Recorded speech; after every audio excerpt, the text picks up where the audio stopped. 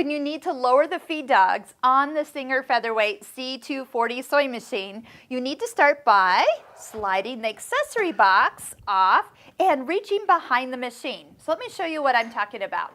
When we look at the back of the machine, here we are.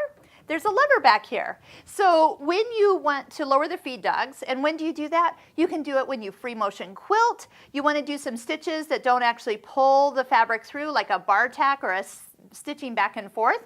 Even when I sew on buttons, I will lower the feed dogs, and then those teeth aren't like coming up and bouncing underneath my button and moving it. That's like the worst. So all you need to do is just slide it towards the inside of the machine.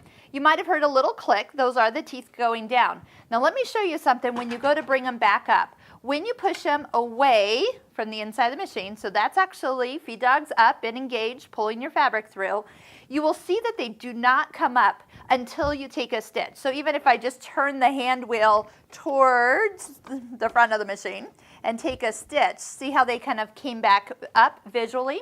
So you can just even sew. You can put fabric underneath and sew. You just know that if you're going to be back here trying to make them come up and you're going back and forth, they never will. So to the inside of the machine is down, push them away from you, and they will come back up on your next stitch.